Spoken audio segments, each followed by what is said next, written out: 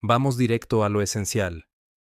Has vivido demasiado, y ese recorrido te dejó cicatrices que otros no pueden ver ni imaginar. No es que seas complicado, es que en tu interior hay historias grabadas a fuego, experiencias que te hicieron ver la vida desde un ángulo que la mayoría jamás conocerá. Mientras muchos se quedan en la superficie, tú descendiste a los lugares más densos de tu propia mente. Estuviste en rincones oscuros, donde otros ni siquiera soportarían asomarse. Y eso transformó algo profundo en ti.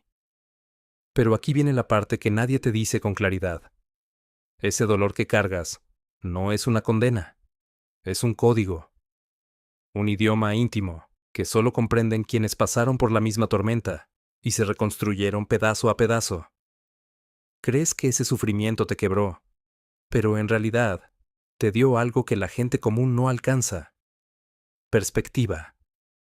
Quienes no han caído de verdad viven dentro de una burbuja frágil, convencidos de que la vida es justa, de que todo esfuerzo es recompensado, de que cada cosa tiene sentido.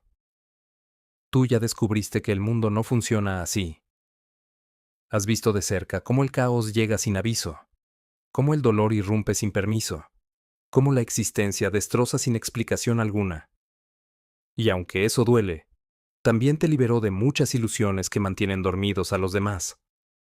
Pero no te confundas. El sufrimiento también te dejó trampas internas. Te volviste hiperatento, siempre anticipando el próximo golpe. Aprendiste a leer lo que otros no ven, a percibir amenazas escondidas bajo la normalidad. Tu mente se convirtió en un radar encendido las 24 horas, preparado para detectar traiciones, engaños, peligros invisibles. Es agotador, y lo sabes. Vivir así es como estar en una guerra constante, incluso cuando ya no hay enemigos alrededor, y lo más cruel es que esas defensas que te salvaron en su momento, ahora te mantienen aislado. Levantaste muros tan altos que ni tú mismo puedes mirar más allá. Nietzsche lo advirtió con brutal claridad. Quien lucha contra monstruos debe tener cuidado de no convertirse en uno. Si miras demasiado tiempo al abismo, termina devolviéndote la mirada. Y tú lo miraste. Sentiste su respiración en la nuca, y una parte de él se quedó anclada dentro de ti. No puedes fingir que no está. El sufrimiento dejó huellas en tu cerebro, patrones que se activan solos. Pero aquí está lo que realmente importa.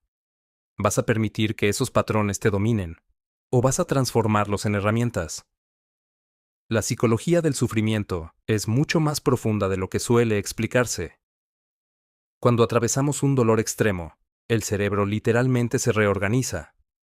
Y no es metáfora. Es ciencia pura. El trauma reconfigura circuitos neuronales, altera lo más primitivo de tu sistema emocional, cambia tu relación con el estrés.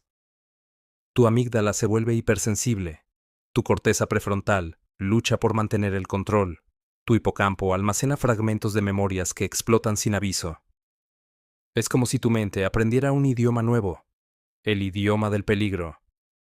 Caminas por la calle y tu sistema nervioso está en alerta máxima. Una conversación aparentemente banal puede despertar recuerdos que creías enterrados. Un olor, un sonido, una frase, y vuelves a ese instante que te partió en dos. Los expertos lo llaman hiperactivación del sistema de amenaza. Para ti es simplemente tu vida diaria.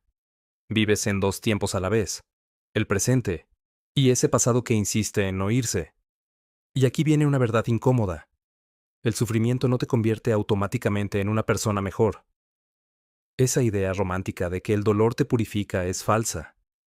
El dolor puede hacerte más empático, o más cruel, más sabio, o más cínico, más fuerte, o más quebrado. Todo depende de lo que hagas con él. Algunos lo transforman en combustible, otros se consumen en él. Viktor Frankl lo descubrió en el horror absoluto. Incluso en el sufrimiento más extremo, se puede encontrar sentido. Pero millones no lo logran, no por falta de fuerza, sino porque no encontraron respuesta. Y aquí está el engaño más común. Te dicen que superar un trauma es olvidarlo o dejarlo atrás. Pero eso no funciona. El trauma no se supera borrándolo, se supera integrándolo. Las cicatrices no desaparecen, pero pueden dejar de abrirse. Esa es la verdadera clave. Ese dolor que cargas puede ser veneno o medicina dependiendo de cómo lo utilices. Ahora, entremos en otra dimensión de esto. Cuando alguien atraviesa un dolor real, desarrolla lo que se conoce como crecimiento postraumático.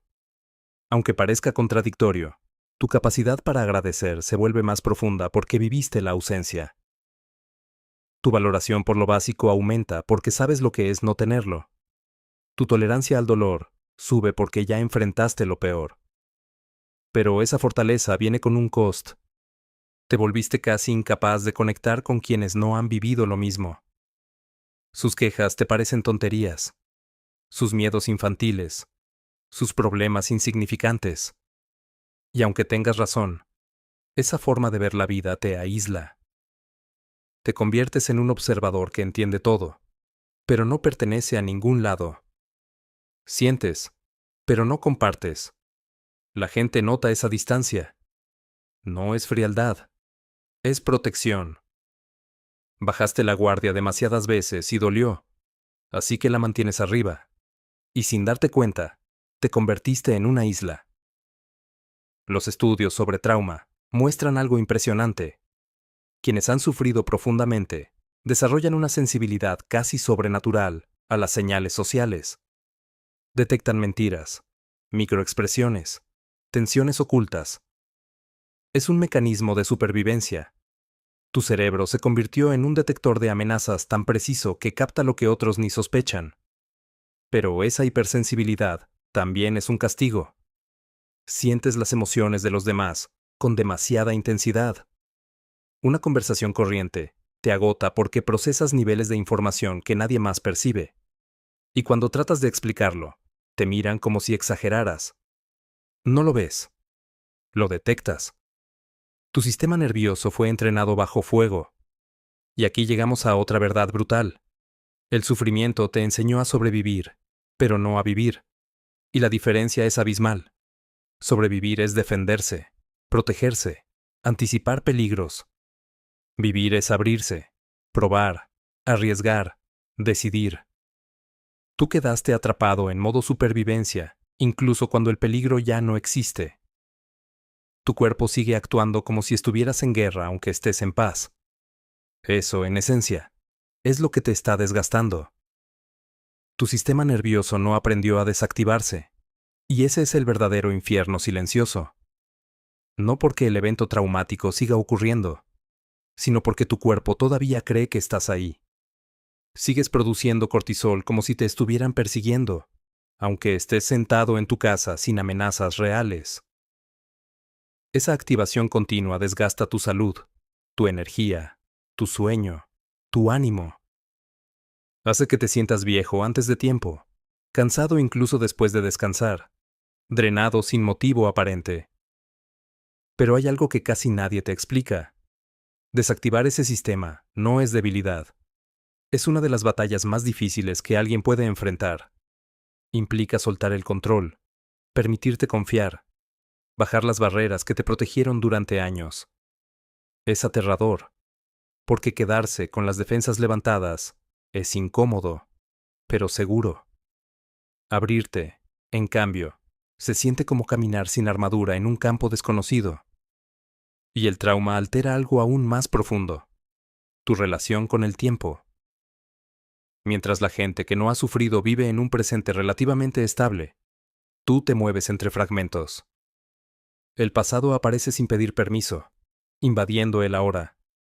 Y el futuro se siente como una sombra incierta o amenazante. No hay continuidad, no hay descanso. Tu mente lucha entre lo que fue y lo que crees que podría repetirse. Las investigaciones en neuroimagen lo confirman. Después de un trauma severo, el hipocampo, la región que ordena las memorias en secuencia, se altera. Los recuerdos traumáticos quedan sueltos, sin fecha, sin orden. Por eso no se sienten como pasado. Vuelven con la misma fuerza de cuando ocurrieron. No los recuerdas, los revives. Tu corazón acelera, tu respiración cambia, tus músculos se tensan. El cuerpo reacciona como si estuvieras en peligro real. Es una memoria que no está archivada, está activa, encendida, ardiendo en tiempo presente. Pero en medio de todo ese caos, hay una verdad dura pero poderosa. El sufrimiento te permitió ver cosas que otros jamás comprenderán. Sabes que la seguridad es una ilusión, que el control es temporal, que la vida puede cambiar en un instante. Esa sabiduría es dolorosa, pero también es una forma de claridad que pocos tienen. Mientras otros viven en fantasías cómodas, tú ves la fragilidad del mundo con ojos honestos. Sin embargo, esa misma claridad también te volvió más cínico. Es difícil creer en finales felices cuando viste cómo se derrumban. Es complicado confiar cuando ya viviste traiciones profundas. Es casi imposible entregarte al amor cuando perdiste cosas que te importaban. Y ahí aparece la paradoja más cruel. El sufrimiento te hace valorar lo bueno con más intensidad, pero también te hace temer perderlo. Vives entre la gratitud y el miedo, entre la apertura y la defensa, entre necesitar conexión y protegerte de ella. Schopenhauer lo expresó con su pesimismo característico. La vida oscila entre el dolor y el tedio. Pero para quienes han sufrido de verdad, no existe el tedio. Solo hay diferentes formas de dolor, o una pequeña tregua, llamada paz. Ahora escucha algo que cambia por completo la perspectiva. El cerebro no distingue entre dolor físico y dolor emocional. Ambos activan las mismas áreas. Cuando dices que algo te duele el alma, tu cerebro realmente está procesando dolor real. No es exageración. No es debilidad. Es literal. El rechazo, la humillación, la traición, la pérdida. Todas activan las mismas zonas que se iluminan cuando alguien sufre una herida física. Por eso dolió tanto. Por eso sigue doliendo. Porque tu sistema nervioso no diferencia entre un corazón roto y un hueso fracturado. Pero lo más cruel del dolor emocional es que no se ve. Cuando el daño es físico, la gente cree en tu dolor. Cuando es emocional, muchos lo minimizan. Te piden que lo superes, que no exageres. Pero tu cerebro, tu cuerpo, tus emociones, están sangrando igual, solo que la herida es invisible, y eso duplica el sufrimiento. No solo duele lo que pasó, también duele que otros no lo comprendan. El trauma también afecta tu identidad. Antes del golpe, tenías una idea de quién eras. Después, esa versión de ti desapareció. Es como si una parte hubiera muerto, pero nadie lo notó. Sigues usando tu nombre. Sigues siendo tú por fuera, pero por dentro, te convertiste en alguien completamente distinto. La psicología llama a esto discontinuidad del yo, una ruptura interna, una línea que divide tu vida en un antes y un después. La gente espera que sigas siendo el de siempre, pero tú sabes que esa persona ya no existe. Y lo más duro es que ahora tienes que reconstruirte sin instrucciones, sin mapa, sin saber qué piezas servirán. Algunos se aferran al trauma, lo convierten en su identidad completa. Otros lo niegan, tratan de vivir como si nada hubiera ocurrido. Ambas posiciones son trampas. La verdadera salida está en integrar el sufrimiento, reconocerlo sin dejar que lo defina todo. Aquí aparece la diferencia entre quienes se reconstruyen y quienes se pierden. La capacidad de encontrar significado. No un significado bonito, no un discurso inspirador. Cualquier significado. Frankl lo descubrió en el infierno de los campos de concentración. Los que encontraban un propósito, por mínimo que fuera, tenían más posibilidades de resistir. No por fortaleza física, sino porque el cerebro humano puede soportar casi cualquier dolor si siente que ese dolor tiene un porqué. Pero el sufrimiento sin propósito, ese sí destruye. Por eso tantos, después de vivir un trauma, se obsesionan con entender lo que pasó. No porque la respuesta vaya a cambiar el pasado, sino porque la mente necesita que la experiencia encaje en algo. Cuando no encuentra un sentido, lo inventa. Una mentira que da sentido es más soportable que una verdad que parece absurda. El dolor también te cambió la forma en que ves a las personas. El trauma te enseñó que los seres humanos son frágiles, inconsistentes, capaces de traicionar. Y sí, es verdad. Pero aquí está lo que te falta ver. Todos somos así. Tú también. No existen personas perfectamente confiables. Existen personas imperfectas que deciden quedarse, que eligen cuidarte incluso con sus defectos. Pero tus heridas te empujaron a poner estándares imposibles.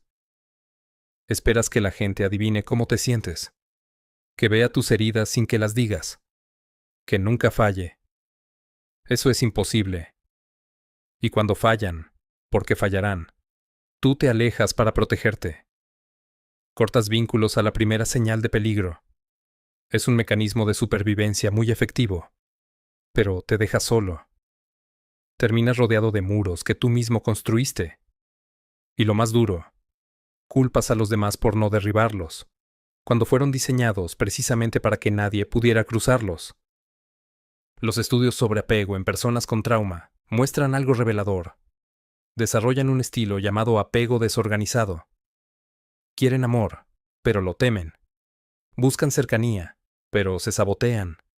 Quieren ser vistos, pero se esconden. No es manipulación, es confusión interna. Su sistema de apego quedó herido en el momento del trauma, especialmente si ocurrió en la infancia. Y lo impresionante es que ese patrón se puede reprogramar. No rápido, no fácil, pero es posible. Requiere exponerte poco a poco a lo que temes. La cercanía, la conexión, la vulnerabilidad. Es como entrenar de nuevo a tu sistema nervioso para que no vea peligro en todas partes. Ahora hablemos de algo que casi nadie aborda: la culpa del sobreviviente. Cuando sales adelante después de algo terrible, aparece esa pregunta silenciosa: ¿por qué yo? Si perdiste a alguien, aparece otra pregunta aún más dolorosa: ¿por qué sigo aquí? Esa culpa irracional te carcome por dentro. Hace que sientas que no mereces estar bien, que sanar es una traición a quien fuiste, o a quienes ya no están.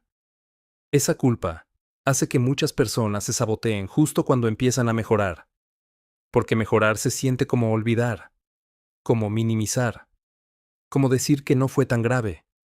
Entonces, se quedan en el dolor como una forma de honrar lo vivido. Pero eso no ayuda. No honra nada. Solo te mantiene atrapado en un pasado que ya no existe. Y aquí viene algo que de verdad necesitas escuchar. Sanar no es traicionar. Estar bien no borra lo que viviste. Puedes cargar tus cicatrices y aún así avanzar. De hecho, avanzar es la única forma de que esas cicatrices tengan propósito. Ahora vamos con otra verdad profunda. No todo el mundo merece escuchar tu historia. Tu dolor es sagrado, y no tienes la obligación de explicarlo. Las personas que no han sufrido de verdad no pueden entenderlo aunque lo intenten.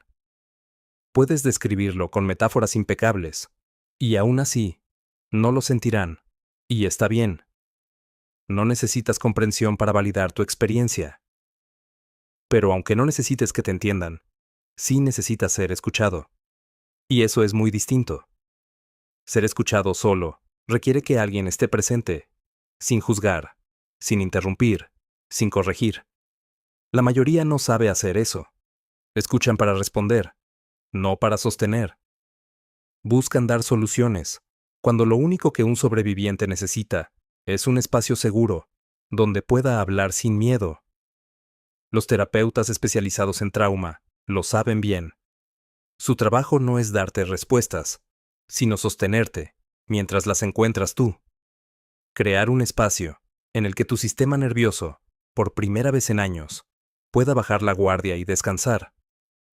También hay que romper otro mito, el de la resiliencia entendida como volver a ser el de antes. Te han repetido que debes ser fuerte, que tienes que levantarte y regresar a tu versión anterior, como si nada hubiera ocurrido. Pero eso no solo es falso, también es injusto contigo. La verdadera resiliencia no es rebotar como si fueras una pelota que vuelve a su forma original. La verdadera resiliencia es transformarte. El metal que pasa por el fuego no vuelve a ser mineral, se convierte en algo distinto. Lo mismo pasa contigo. No vas a regresar a quien eras antes del dolor. Y eso no es una tragedia, es una realidad. Esa versión antigua de ti probablemente no hubiese soportado lo que viviste. La persona que existe ahora es resultado de esas experiencias. Es más consciente, más desconfiada, más fuerte, más sensible, más cansada. Todo al mismo tiempo. No eres solo la víctima de tu historia, ni el héroe de una película motivacional. Eres algo mucho más complejo. Alguien que fue herido, que cambió, que perdió, y que, aún así, sigue aquí. Eso incomoda a los demás, porque rompe con las narrativas simples. La gente quiere historias claras. Antes sufría, ahora está bien. Pero el trauma no funciona así. Lo real es, antes y después, dolor y crecimiento, heridas que no desaparecen, y fortalezas que antes no existían. Todo conviviendo en el mismo cuerpo, en la misma mente, en el mismo corazón. Y ahí aparece la pregunta central. ¿Qué haces con todo esto? Porque puedes aprender teoría sobre trauma, memorizar conceptos de psicología, entender la neurociencia del estrés, y seguir atrapado exactamente en el mismo lugar. El conocimiento no sana por sí solo. Lo que separa a quienes se reconstruyen de quienes se quedan congelados no es lo que saben, es lo que hacen con lo que saben. Acción. Ese es el punto de quiebre. Acción pequeña, constante, incómoda. Significa exponerte poco a poco a aquello que tu sistema nervioso aprendió a evitar. Si el trauma te enseñó que las personas son peligrosas, el camino de vuelta implica arriesgarte a conectar otra vez. No de forma ingenua, no entregándote a cualquiera, pero sí permitiéndote probar, paso a paso. Si el trauma te enseñó que el mundo es un lugar hostil, tendrás que volver a caminarlo conscientemente, sin esconderte para siempre. La ciencia lo llama extinción del miedo. Volver a enfrentarte a situaciones que tu cerebro asocia con peligro, pero ahora en contextos relativamente seguros, hasta que el sistema nervioso entiende que no todo contacto termina en daño, que no toda cercanía termina en abandono. Suena simple, pero no lo es, porque cada célula de tu cuerpo grita que corras, que te alejes, que te encierres. Ir en contra de ese impulso es una batalla monumental, pero es la única forma de enseñarle a tu cerebro una cosa nueva, que también existe la posibilidad de estar cerca sin morir, de confiar sin derrumbarte, de amar sin desaparecer. Y luego llega el punto más delicado, elegir quién serás después de lo que viviste. Todas esas posibilidades están dentro de ti. No hay un destino escrito donde por haber sufrido te vuelves automáticamente una buena persona. Tampoco hay un destino inevitable que te condene a repetir el daño que recibiste. Lo que inclina la balanza es lo que decides hacer con tu historia cada día. Y aquí entra una frase que resume todo. Jung dijo, no soy lo que me sucedió, soy lo que decido ser. Esa decisión no se toma una sola vez en un momento épico de claridad. Se toma en lo cotidiano. En cada reacción que eliges, no repetir. En cada persona que eliges, no empujar lejos. En cada vez que tu impulso es huir, y, aún así, te quedas un poco más. En cada vez que la rabia te dice, destruye, y tú eliges no hacerlo. Cada mañana vuelves a escribir quién eres con tus actos, no con tus recuerdos. Nadie puede hacer esa elección por ti. Ni tu familia, ni tu pareja, ni tus amigos, ni un terapeuta, ni un video, ni un libro. Pueden acompañarte, pueden ayudarte, pueden sostenerte cuando caes, pero no pueden vivir dentro de tu mente por ti. No pueden escoger cómo vas a responderle a lo que te pasó. Esa responsabilidad es tuya. Pero esa responsabilidad también es poder. Porque el trauma te arrebató muchas cosas. Inocencia, confianza, parte de tu paz, quizás personas que amabas, o versiones de ti que ya no volverán. Pero hay algo que no pudo robarte: la capacidad de elegir. Mientras puedas respirar, pensar y sentir, sigues teniendo un espacio, aunque sea pequeño, para decidir. Decidir no dejar que el trauma sea el dueño absoluto de tu vida. Decidir no permitir que lo que otros hicieron sea la última palabra sobre quién eres. Decidir no reducirte solo a la etiqueta de dañado, roto, marcado, aunque sientas eso muchas veces. Y aquí es donde todo se condensa. Puedes elegir dejar que tu historia te aplaste, usarla como excusa para destruirte y destruir a otros, o puedes usarla como terreno fértil para construir algo nuevo sobre las ruinas. No algo perfecto, no algo sin grietas, sino algo auténtico. Una vida que no niega lo que pasó, pero que tampoco se detiene ahí. La libertad real no es que el trauma desaparezca. Eso no va a ocurrir mágicamente. La libertad real es que deje de gobernar cada decisión, cada vínculo, cada movimiento, cada pensamiento. La libertad es poder mirar tu pasado a los ojos, sin huir, ni glorificarlo. Reconocer que te hizo daño, pero también que ya no tiene el mismo poder de antes. Y aquí, al final de todo esto, llegamos a ti, ahora, en este instante. Tal vez te sientes cansado de cargar con todo lo que viviste.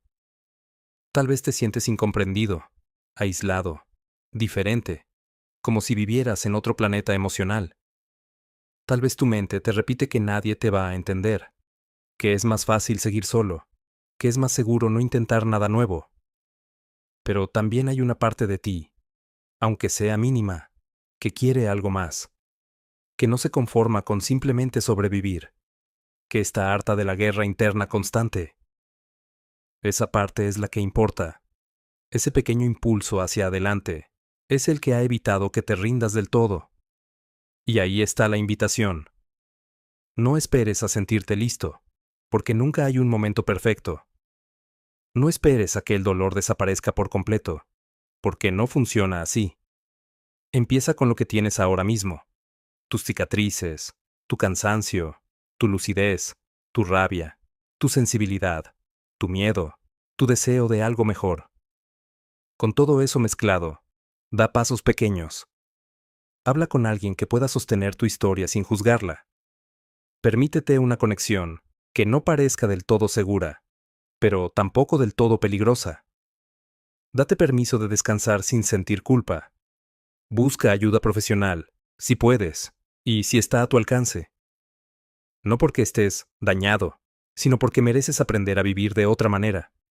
Y sobre todo, recuerda esto: el hecho de que sigas aquí, respirando, pensando y sintiendo, significa que, a pesar de todo, no fuiste completamente vencido. Puede que estés agotado, roto en algunos lugares, desconfiado, lleno de dudas. Pero sigues aquí. Eso no es poca cosa. Así que elige. No algún día. No cuando todo esté resuelto. No cuando ya no duela. Elige ahora. Desde el dolor mismo. Elige ser más que tu herida. Elige construir algo con lo que queda. Elige vivir. No limitarte a aguantar. Porque ese, aunque nadie lo vea desde fuera, es el verdadero triunfo sobre el trauma. No que desaparezca, sino que deje de manejar tu vida por ti. Y si logras avanzar aunque sea un poco, aunque sea un paso más de lo que diste ayer, aunque nadie lo aplauda ni lo entienda, eso ya es una victoria enorme.